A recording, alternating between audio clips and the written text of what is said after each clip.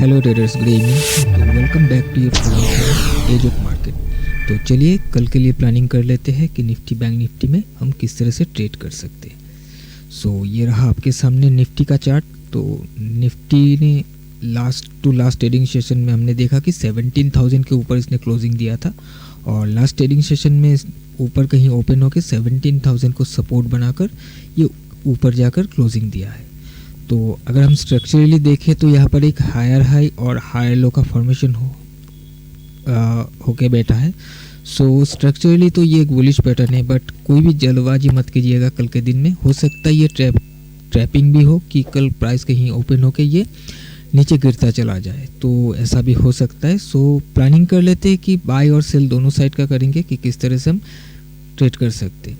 Okay, सो दिखेगा कि price जब इस लेवल से सपोर्ट लेकर ऊपर गया तो यहाँ पर एक माइनर रेजिस्टेंस लेवल था, इंपॉर्टेंट लेवल 17,113 का। इसको भी ब्रेक करके ऊपर क्लोजिंग दिया है। तो सबसे पहले तो इस लेवल के ऊपर अगर हमें मिल जाता है निफ्टी को कल, यहाँ पर अगर प्राइस सस्टेन करके उठने की कोशिश करता है तो फिर यहाँ से एक बाय का ट्रेड बन सकता है। और अगर प्राइस 17,000 के नीचे कहीं ओपन होता है तो इस एरिया पर आप ट्रेड मत कीजिएगा, इसको थोड़ा रिट्रेस करके नीचे आने दीजिएगा। या तो ये 17,000 या फिर ये जो भी सपोर्ट आप देख रहे हो इस लेवल पर आकर अगर ये सपोर्ट फॉर्म करने की कोशिश करता है तो फिर यहाँ से हम एक बाय के लिए प्लानिंग कर सकते हैं। और इसके अलावा अगर सेलिंग के लिए देखना है तो 17,000 के नीचे प्राइस सस्टेन करने लगता है तो फिर प्राइस यहाँ से नीचे जा सकता है। और मान लीजिए कि एक बड़ा गैप अप हो जाता है निफ्टी में, बड़ा गैप अप अगर हो जाता है और किसी रेजिस्टेंस पर जाकर टकरा कर ये रिजेक्ट होने की कोशिश करता है तो वहाँ से हम फिर एक सेल का प्लानिंग कर सकते हैं, क्योंकि फिर प्राइस थोड़ा नीचे आके हो सकता है इस एरिया को एक बार विजिट करने के लिए आए, फिर यहाँ से उठने की कोशिश करे, तो वहाँ पर एक हम सेल के लिए प्लानिंग करके चल सकते हैं। बट ध्यान दीजिएगा, एक चीज़ मैं फिर से बता रहा हूँ कि इस एरिया पर कोई भी फॉर्मेशन मिले आपको, आप कोई भी यहाँ पर एग्जीक्यूट मत कीजिएगा ट्रेड, बाय या सेल जो भी हो। या तो इसको ब्रेक करने दीजिएगा, अगर बाय के लिए करना आप ट्रेड करना चाहते हो, ये एक बार ब्रेक कर जाए उसके ऊपर आप कंफर्मेशन लेके ट्रेड कर सकते हो। या फिर ये नीचे आकर कुछ इस एरिया से घूमे और यहाँ पर कुछ कंफर्मेशन दे तो आप यहाँ से बाय कर सकते हो।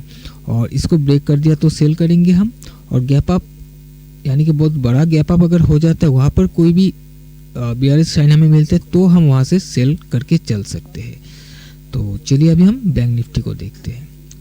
सो बैंक निफ्टी में भी इसने एक सपोर्ट लेवल मैंने बताया था आपको, उस सपोर्ट लेवल पर लास्ट टू लास्ट डे टकराने के बाद कुछ ऊपर जाके रिकवरी करने की कोशिश किया था, ऊपर जाके क्लोज हुआ। और आज के दिन यानी कि लास्ट ट्रेडिंग सेशन को अगर देखोगे तो एक हायर हाई हायर लो का फॉर्मेशन इसने भी बनाया हुआ है।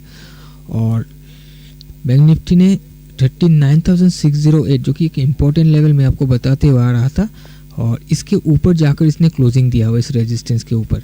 तो कल के दिन अगर प्राइस इसके ऊपर ओपन हो जाता है और इस एरिया से अगर उठने की कोशिश करता है तो यहाँ से बाय का प्लान कर सकते हैं हम। हो सकता है ये 40,000 तक जाने की कोशिश करे।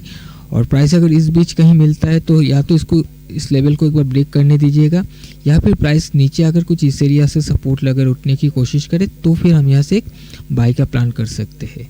और बहुत बड़ा गैप अप अगर मिल जाता है तो वहाँ से हम फिर सेलिंग के लिए देखेंगे कि सेलिंग के लिए कोई अगर कंफर्मेशन मिलता है तो हम वहाँ पर सेलिंग कर सकते हैं। हो सकता है फिर इस सपोर्ट पर आने की एक बार कोशिश करें। और नीचे के साइड में प्राइस अगर 39,232 के नीचे आकर क्लोज करके अगर यहाँ पर थोड़ा सस्टेन करके कुछ ब्रेकआउट देने की कोशिश करता है, ध्यान दीजिएगा ये लेवल सपोर्ट है अभी भी, ठीक है। सो इस एरिया पर आकर थोड़ा बेस बनाकर फिर ब्रेकआउट वगैरह देता है तो फिर यहाँ से हम सेल करके चल सकते हैं। अगर यहाँ से सेल होता है तो हो सकता है इस सपोर्ट को भी ब्रेक करके नीचे चला जाए। सो सिंपल सा प्लानिंग है हमारा। एक बार रिकैप कर लेते हैं फिर से कि इस लेवल के ऊपर 39,060 के ऊपर अगर हमें कोई भी कंफर्मेशन मिलता है तो फिर यहाँ से हम बाय का प्लानिंग करेंगे। बहुत बड़ा गैप अप ओपन हो जाता है या फिर 40,000 पर रिजेक्शन हमें देखने के लिए मिलता है ओपन होने के बाद, तो फिर वहाँ से हम एक प्लानिंग कर सकते हैं सेल साइड के लिए। अगर कंफर्मेशन मिलता है तो फिर हो सकता है फिर 39,600 तक प्राइस एक बार आने की कोशिश करे। और इसके अलावा प्राइस अगर यहाँ पर ओपन होता है तो फिर हम देखेंगे कुछ इस एरिया से अगर घूमने की कोशिश करते हैं तो हम बाय का प्लान करेंगे, अदरवाइज़ हम नहीं करेंगे, क्योंकि ये एरिया सपोर्ट है, इसके नीचे भी हम सेल नहीं कर सकते फिलहाल।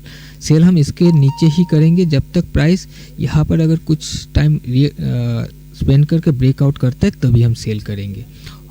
सो आई होप कि आपको पॉइंट समझ में आया होगा। सो इतना ही था निफ्टी और बैंक निफ्टी का एनालिसिस कल के दिन के लिए। मेरा जो भी प्लानिंग था मैंने आपके साथ शेयर कर दिया है।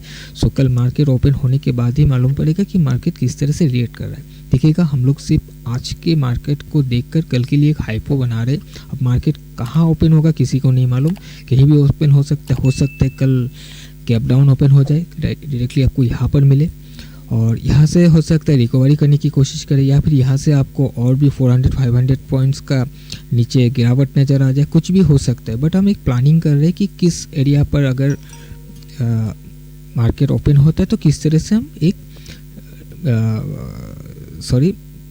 एक्शन ले सकते हैं। तो चलिए अभी मैं वीडियो यहीं पर वाइंड अप करता हूँ। आज के लिए इतना ही, मिलते हैं एक नए वीडियो में। Till then bye bye. Wind up करता हूँ। आज के लिए इतना ही, मिलते हैं एक नए वीडियो में। Till then bye bye.